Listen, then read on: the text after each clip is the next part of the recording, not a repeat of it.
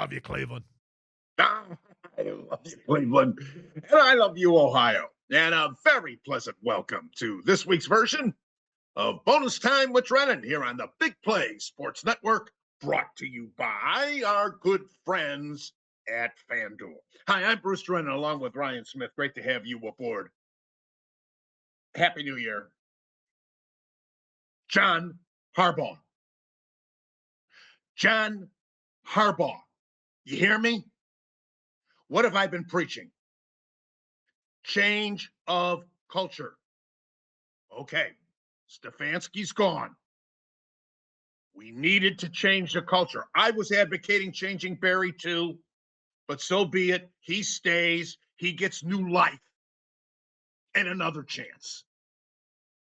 But what better way to really change the culture coaching-wise than bringing in John Harbaugh? Haslam has the money. Give him the bank. Money talks. Now, he's going to have offers from other teams that are going to be more attractive to him for, let's say, immediate contention.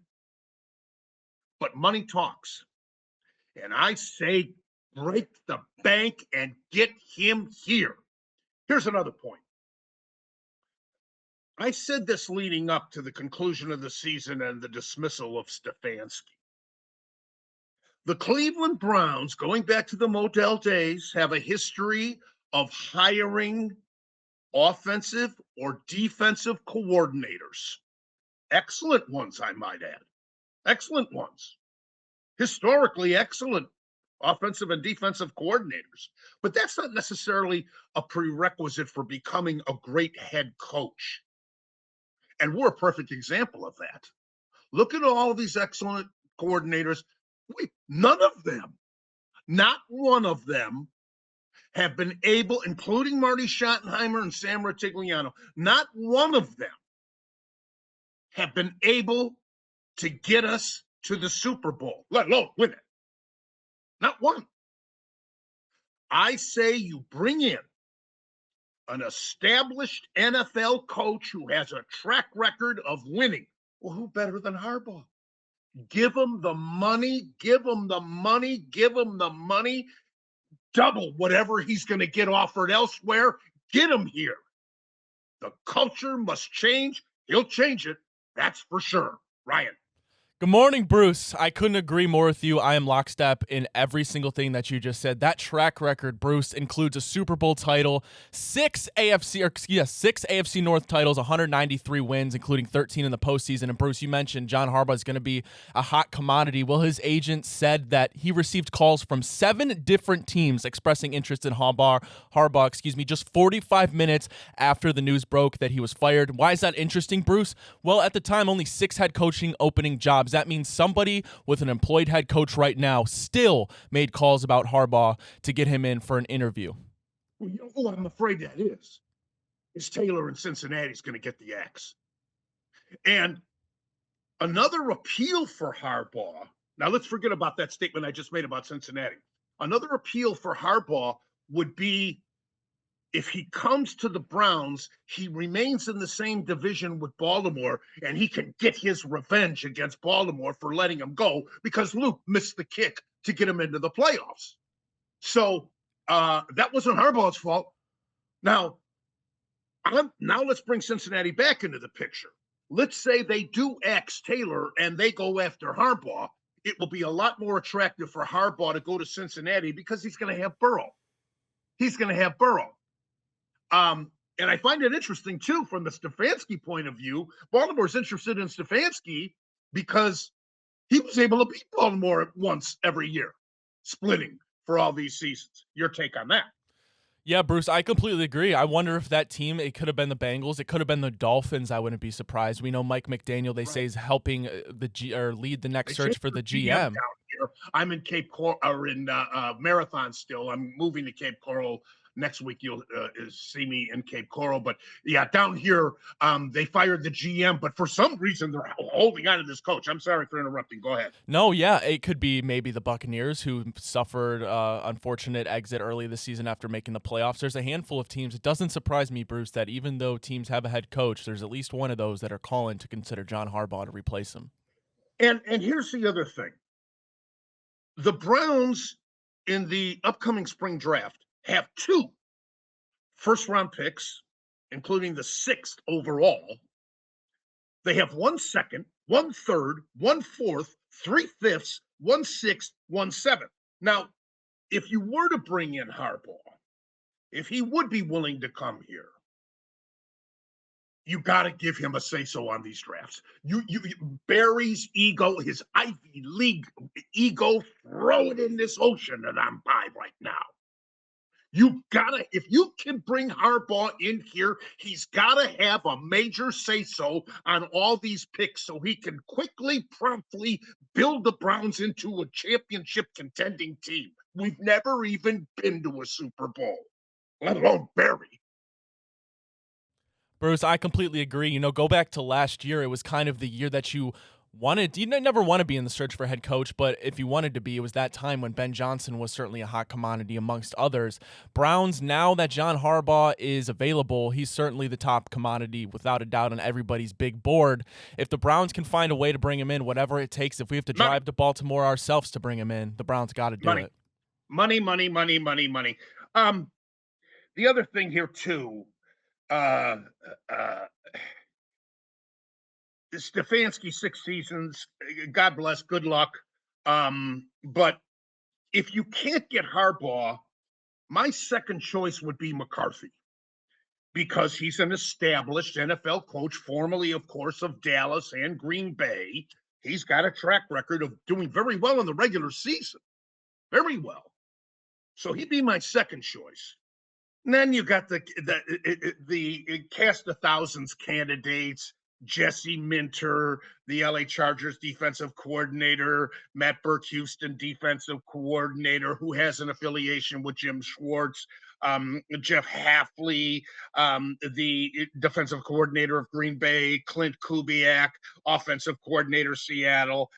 All those guys, and the interviewing process. Please, Haslam, please do the right thing.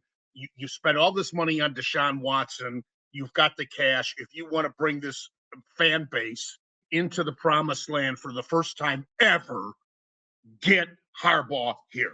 All right. Congratulations to Myles Garrett. God bless him. Breaking the record. And it was nice that he was able to do it with the Browns win in the concluding game against Cincinnati. I was happy for that.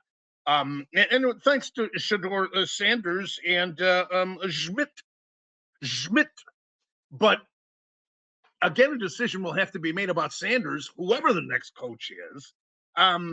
It was really wonderful to see the Browns players hoist Garrett on their shoulders and serenade him in the way they did. I really got a kick out of that. It's a shame, though, that Garrett, with the Browns finishing 5-12, made this incredible accomplishment on such a horrible team. And it was brought to my, think about it. Poor Joe Thomas, Hall of Famer, Myles Garrett, future Hall of Famer, have never even seen the light of day as far as sniffing a Super Bowl. And shame on ESPN after Garrett on Monday, after Garrett got that sack to break the record, didn't even have it as their top 10 plays, which is a joke anyway. It's just a gimmick. Anyway, Ryan, final comment. We'll go to break. Congratulations to Myles Garrett. After this season, he'll have 2 Defensive Players of the Year. Now the single-season sack record. He'll have a gold jacket waiting for him in Canton. And, Bruce, the one thing I'll say about the end of this season is, I'm not necessarily sad is the word to see Kevin Stefanski go, but it was nice to see the team not quit. How many coaches have we seen the team quit on to rally and get a couple wins against division rivals in Stefanski's last 2 games? I think it said a lot about the coach. Yeah, absolutely. We've only just begun. Bonus time. Big play. The Big Play Sports Network is brought to you by Smart Choice Windows. Energy-efficient products at an affordable price. Visit smartchoicewindows.com today. Happy New Year once again. Pittsburgh beating Baltimore 26-24 led to the firing of Harbaugh, which we covered in the first segment. Four-time MVP, 42-year-old Aaron Rodgers earned his cash that Pittsburgh gave him to return for his 21st season and lead the Steelers back to the playoffs. Rodgers threw for a season-high 294 yards in the game, including 26-yard touchdown pass with only 55 seconds remaining, which proved to be the clincher. As Baltimore kicker Tyler Loop missed a 44-yard field goal attempt as time expired. So Pittsburgh wins the AFC North title with a 10-7 record, and for Baltimore, they finish at 8-9. All right, Seattle defeated San Francisco 13-3, and this game was unique because Seattle wins its first NFC West title since 2020, and they improved to 14-3, thus earning the number one seed in the NFC. Home field advantage. 3 previous seasons that Seattle was the number one seed, all 3 years they made it to the Super Bowl. Seattle has won their last 10 home playoff games, and their quarterback, Sam Darnold, outplayed his counterpart, Brock Purdy, and Seattle defense frustrated one of the more potent offensive attacks in the entire NFL in this game. The Seahawks defense didn't allow a first down in the first quarter and only 3 in the first half, outgaining the Niners by 127 yards alone.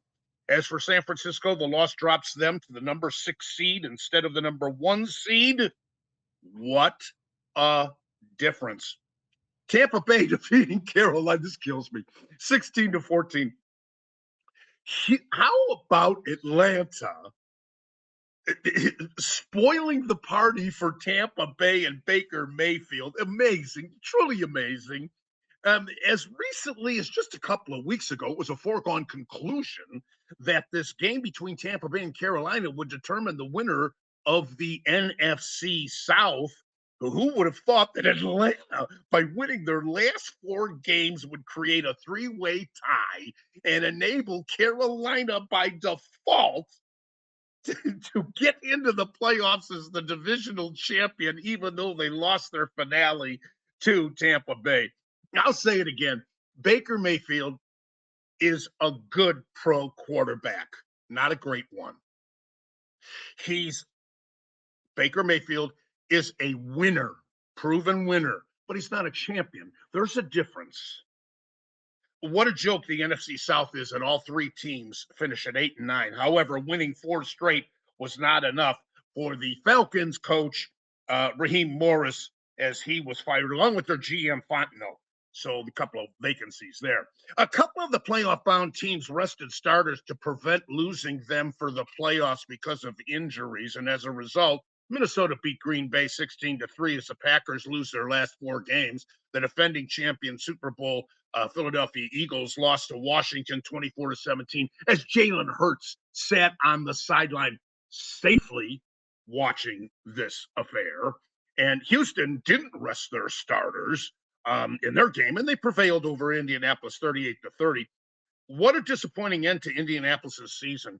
Meanwhile, Jacksonville murdered Tennessee 41-7 and convincingly earned the AFC South crown. LA Rams and Matthew Stafford nailed Arizona 37-20. And so where does this leave the Cardinals franchise in the desert to go from here? The Buffalo Bills revved up for the postseason with a thrashing of the New York Jets 35-8. And what's next for New York? The Jets became the NFL's first team to lose by 23 points or more in 5 consecutive games, and they become the first team in history to not have 1 interception on the entire season and only 4 takeaways, and that's a record too. And finally, the Chicago Bears didn't sit anyone, and they still lost to Detroit 19-16. So the Bears back into the playoffs, losing their last 2 games, but they still get the number 2 seed because of Philadelphia losing to Washington. Ryan, any takes? Just that I'm very excited, Bruce. This is, I think, the most wide open playoff field we've seen in recent memory. Obviously, the last 5 years, you've had the Chiefs and the Bengals represent the AFC. Well, no longer. This is the year for Josh Allen. If you ask him, I'm not sure he'll have another opportunity this wide open, but he has a tough one in Jacksonville. And on the NFC side, Bruce, that Seattle defense led them to the number 1 seed. They'll have home field advantage all the way up until, hopefully for them, they get to California when they play in the Super Bowl. Well, we're going to try to handicap these playoff games when we return for the next segment. But look at all these coaching firings, Ryan. Morris, I mentioned in Atlanta. Pete Carroll, we knew that was going to happen at Vegas. Brian Dable with the Giants already canned. Brian Callahan, formerly here with the Browns, Tennessee. GMs, Fontenot with Atlanta. Greer of Miami got the axe. And Jonathan Gannon, also another coaching dismissal with Arizona. Once again, Harbaugh, Haslam, are you watching? Are you listening? Harbaugh. We'll be right back. The Big Play Sports Network is brought to you by Garage Beer. No bitterness, no frills, no IPA, just beer-flavored beer. Find local retailers who sell garage beer near you by visiting drinkgaragebeer.com. Well, in our handicapping with the spreads, Ryan made a little headway on me last week, even though he only went 2-2. We only handicapped 4 games because we knew a lot of these teams, as I mentioned in the previous segment, would be resting their starters. I went 1-3. So I'm only slightly ahead of you, Ryan. My total on the season is now 49-53. You are 42-47. So percentage-wise, because you missed a couple of weeks, I'm slightly ahead of you. And I don't even want to keep mentioning Pat at 10-3 because, I'd like to see him on a weekly basis compete against you and I, so he can suffer some defeats too. Yeah, sample size not big enough, right, Bruce? It's like the Colts. You never know. That back half of the season, they could slide. All right. Let's get down to it. LA Rams are going to be -10 or 10.5 at Carolina. Carolina getting a home game. What a joke. This is a rematch from week 13 when the Panthers upset the then number 1 seed LA Rams 31-28.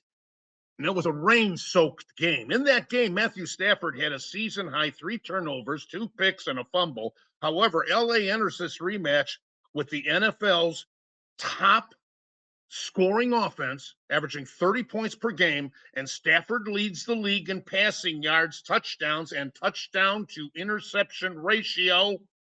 I'll lay the points and take the Rams here, Ryan. I'm going to take the Rams as well. They're anticipating getting back Devontae Adams. Carolina beat them in the regular season in Carolina. I don't think they're going to sleepwalk on this one. Give me Sean McVay to cover the 10.5.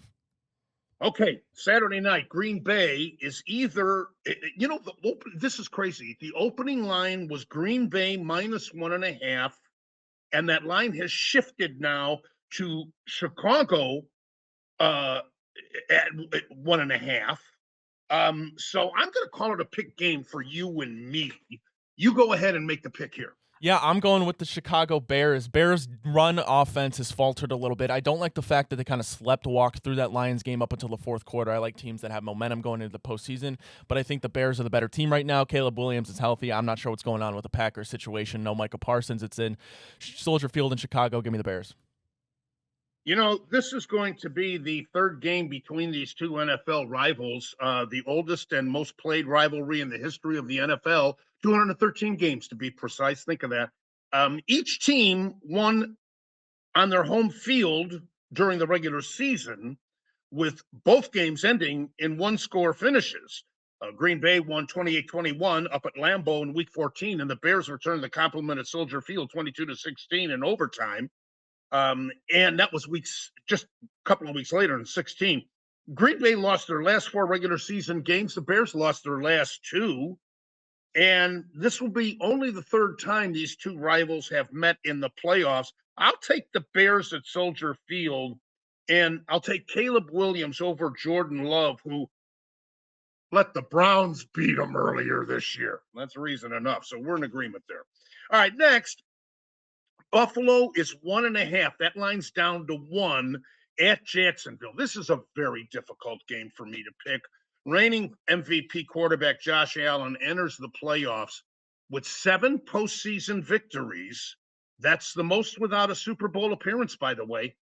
Allen and the Bills are 0-4 on the road in the postseason, and Jacksonville has won 8 in a row. In that streak, they have outscored their opponents by 153 points, and they have outscored their opponents 153 points, and that's the fourth best point differential in a team's final 8 games in 35 years. Jacksonville quarterback Trevor Lawrence has been spectacular as he led the Jags with 38 touchdowns, most in franchise history. Oh, Ryan, I reluctantly am taking Buffalo, but I won't be surprised if Jacksonville pulls off this upset. This is quite the turn, Bruce, because I'm, in fact, taking Jacksonville to win. And you know how I've felt about them this season. But for this matchup, Jacksonville has a top 5 rush defense. They can limit James Cook, make Buffalo one-dimensional. I don't think the Bills have enough weapons outside to overcome that. I think they lose here in the first round. And then for the Buffalo Bills, I think they fire Sean McDermott after 7 seasons, I believe it is. You got to make a postseason run here without Mahomes, Allen, and Burrow. I think if that doesn't happen, they move on from McDermott. And then I think that is the number 1 landing spot for one John Harbaugh. Oh, that's a good point, too. Well, I figure because Kansas City, who's been the nemesis for Buffalo all these years, isn't in it this year. So that also tied into my pick of Buffalo. All right, let's go to San Francisco, who's getting 3.5. That's now up to 4.5 at Philly. And so you could, let's put the line at 4. These two feature 2 of the best running backs in the National Football League. Obviously, McCaffrey of San Francisco, Barkley of Philadelphia. San Fran is still not known for their pass rush. So, therefore, Jalen Hurts is going to have plenty of time to pick away at that Frisco defense. I like the defending champs in this game, believe it or not. I'll take the 49ers to cover in this one, Bruce. Brock Purdy has been playing tremendous. Obviously, the Seattle game is the outlier in that, but before that, he was number 1 in a lot of metrics. That is the 49ers offense. I think that's an outlier game. I think the 49ers come into this one, although beat up, and you're right, lack of pass rush, that's certainly not going to help. I still think they're the better coached team. I don't like the fact that the Eagles lost and rested their starters, so I'm taking the 49ers. LA Chargers are getting 3.5 at New England, and I'm quite frankly surprised that the line is not even higher in this game. Last year, New England finished 4-13. This year, under Mike Vrabel and quarterback Drake May, they went to a 14-3 record and the number 2 seed in the AFC. Even though I respect Justin Herbert's talent, he doesn't have a good record in the playoffs, and his offensive line is injury-plagued. I like New England. Bruce, this is my big upset. I'm taking the Chargers to cover, and they maybe even win. This is the one matchup for the Chargers that I really like. Patriots, similar to the 49ers, no pass rush. I know the tackles for the Chargers aren't ideal, but if Justin Herbert has time, I'll see Drake May in his first postseason game, but I'm going to take the Chargers to upset the Patriots. Houston -3 at Pittsburgh. Fire away, Ryan. Yeah, I'm going to take the Steelers to cover this one. This is going to be a low-scoring game, Bruce. Texans coming, a dome team coming into a cold Acrisure Stadium. The momentum the Steelers have right now, winning a couple games to rattle off outside of the Browns to head into the postseason. Very low-scoring, close game, but I'll take the Steelers to cover. I like the Texans here. They've won 10 in a row. They possess the NFL's number 2 defense and number 1 scoring defense. And when C.J. Stroud and his offense scored 20 points or more, they're 11-0. When scoring less than 20, they're 1-5. So if Pittsburgh gives Aaron Rodgers enough time, the Steelers will have a chance in this game. But otherwise, this game could get ugly for the Steelers fans. I'll take Houston. All right, when we get back, we'll look at the end of the first round of the playoffs in college football, second round, I should say, and then we'll look at the semifinal games. That's next on Bonus Time here on Big Play, brought to you by FanDuel.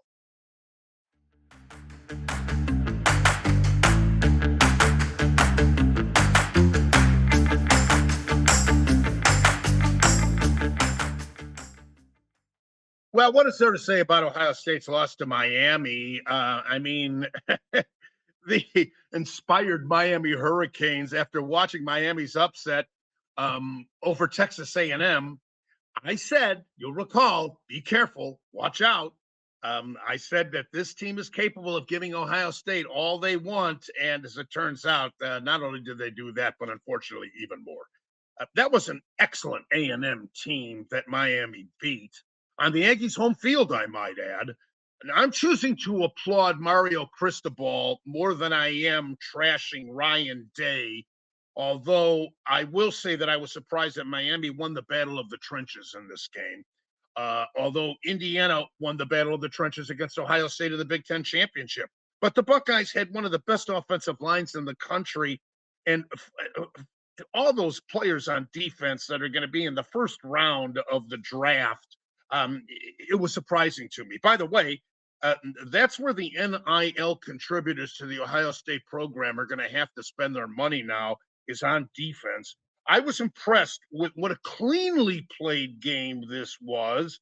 Not one flag in the first half and hardly any penalties in this big game. But to me, the most impressive thing was the way Miami on their last drive ran the ball on Ohio State, just ran down the field, gaining large hunks of gains that enabled them to win the affair. And I'll say this too.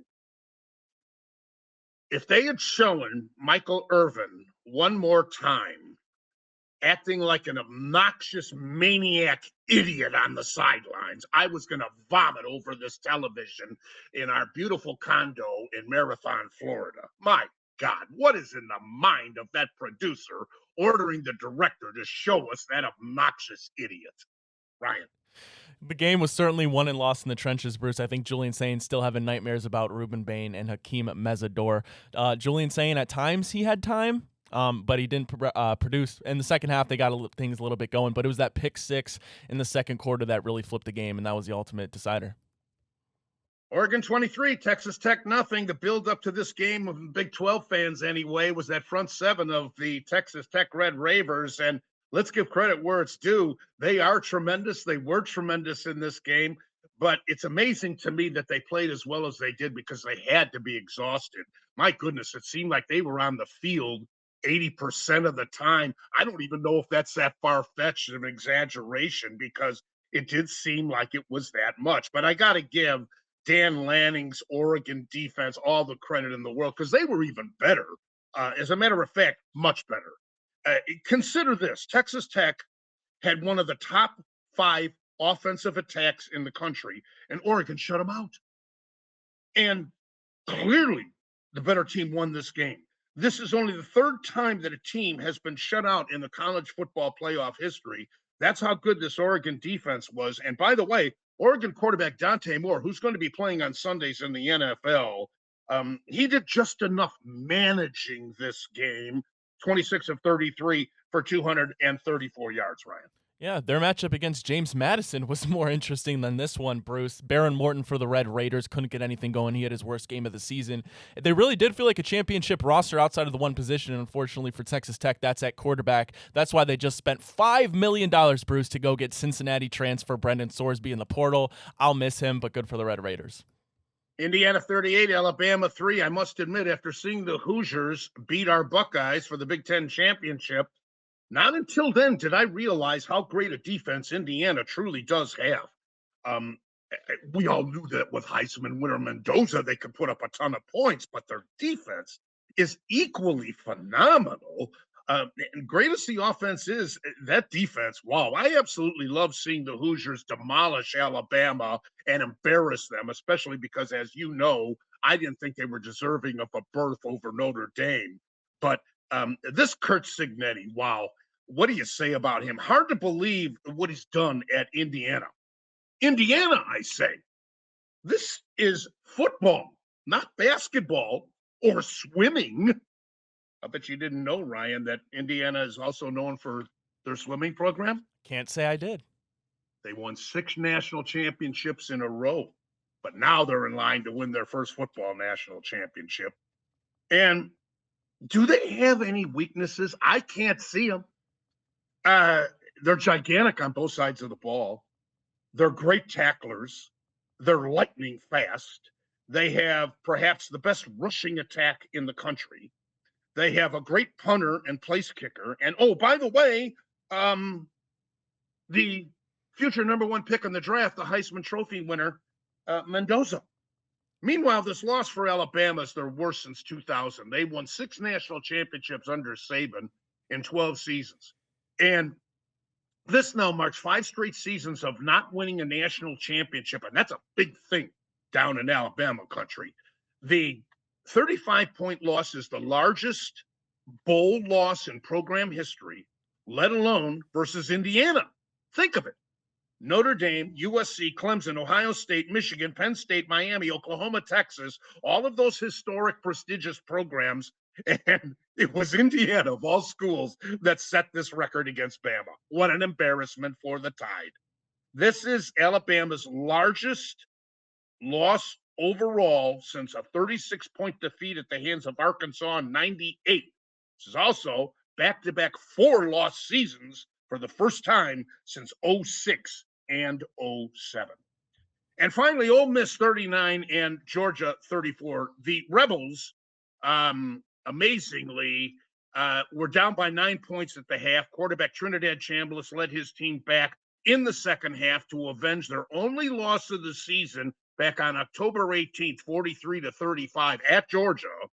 And I question why Georgia head coach Kirby Smart decided to go for it on a 4th and 2 from his own 33-yard line with 9:37 remaining in the game.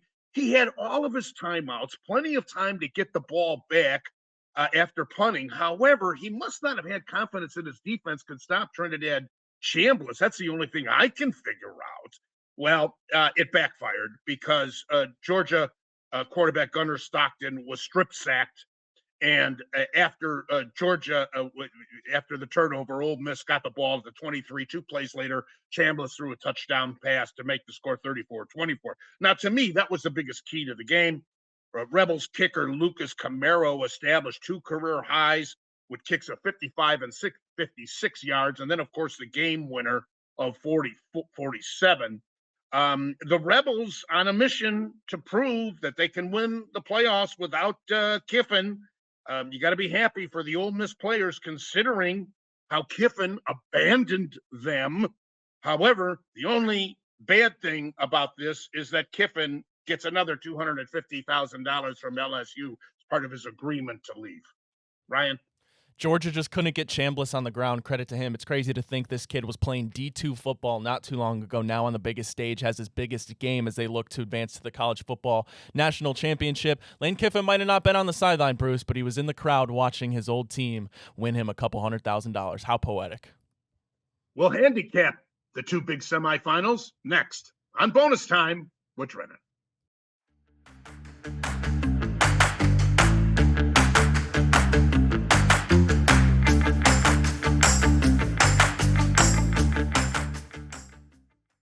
Well, the Miami Hurricanes, they're really a buzz down here in Florida, and we're in the Keys. And I mean, every station, every publication, they're all talking Canes, team of destiny. They're actually the favorite at 3.5 over Ole Miss, and all season long, the Ole Miss Rebels have been underappreciated.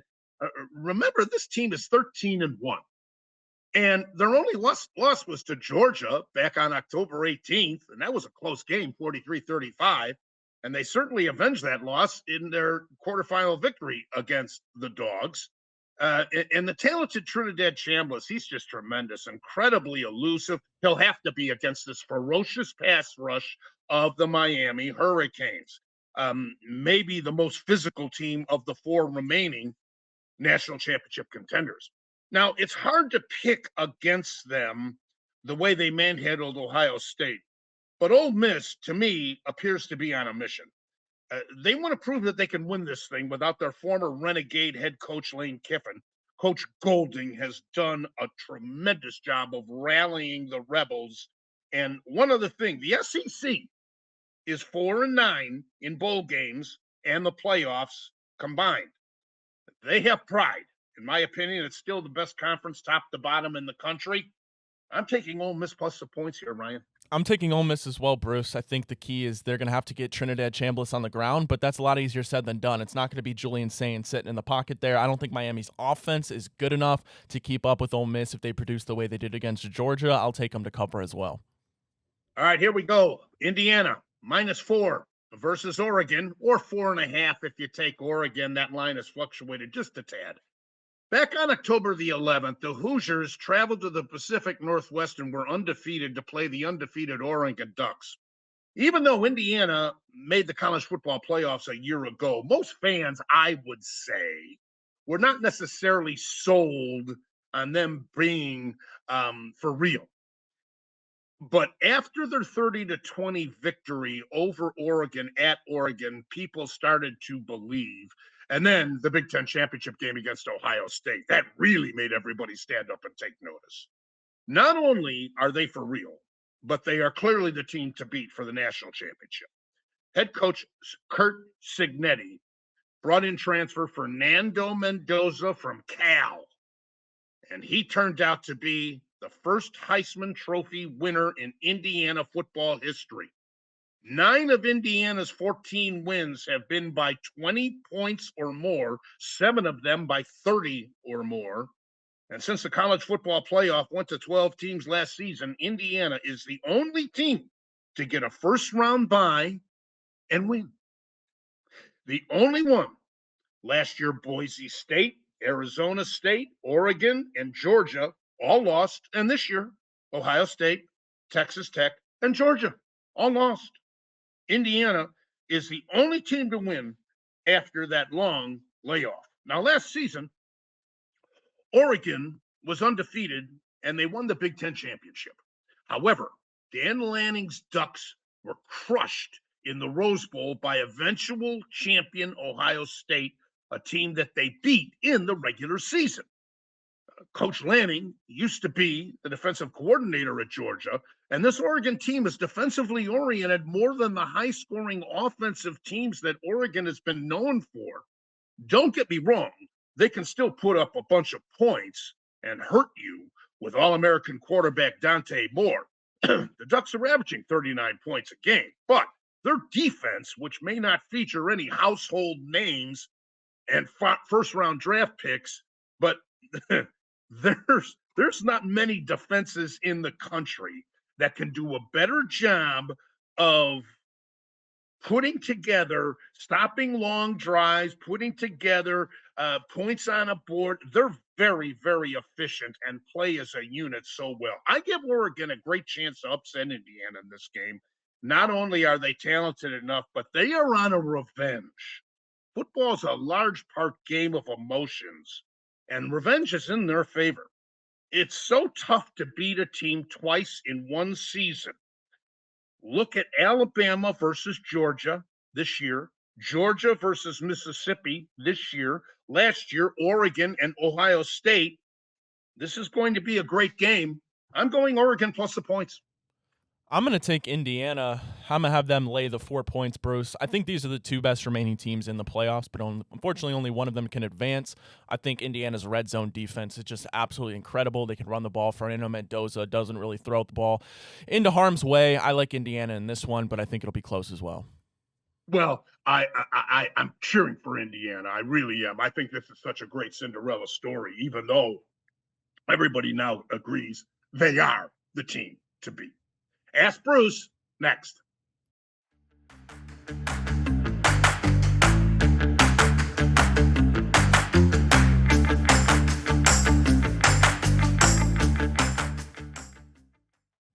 Boy, so much that we covered on today's show, and especially with the firing of Stefanski and then Harbaugh.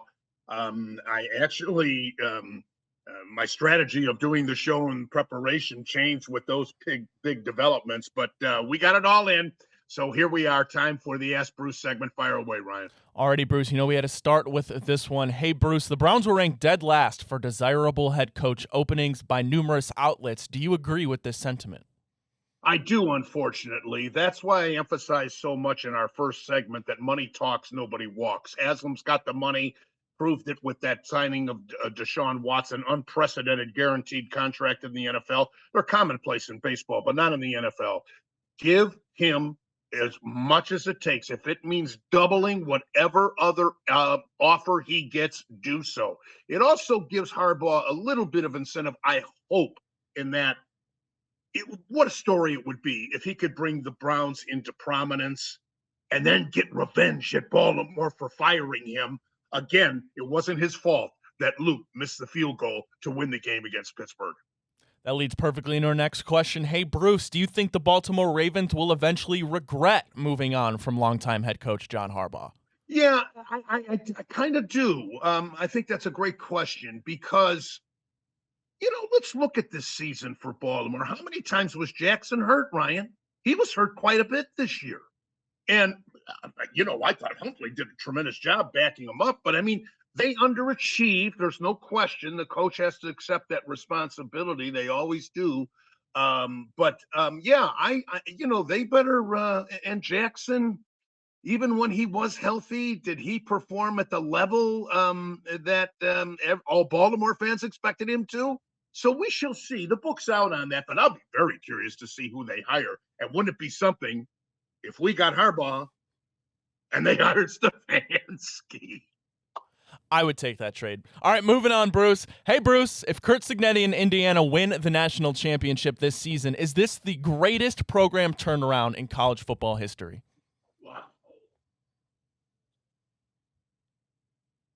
Wow. Off the top of my head, because of time restraints here toward the end of the show, I've got to say yes. I'm going to get off the air here and do some research of that, but I got to say yes. Yes. And I got a pretty fair memory. Yeah. Last one for you, Bruce. We got about a minute here to wrap this all up. Hey, Bruce, what letter grade would you give head coach Kevin Stefanski for his 6-year tenure here in Cleveland? I'd have to say a C minus. I'll give him the C part of it because he did get to the playoffs twice. But overall, I just can't go higher than that. I'm sorry, but I wish him well. He's going to get hired somewhere else. But as I've been preaching for weeks, the Browns needed a culture change. And firing Stefanski was the first step. Now, Harbaugh, don't hire another coordinator. Please, Mr. Haslam, don't hire another coordinator. Been there, done that. It's failed every time in the history of the Cleveland Browns.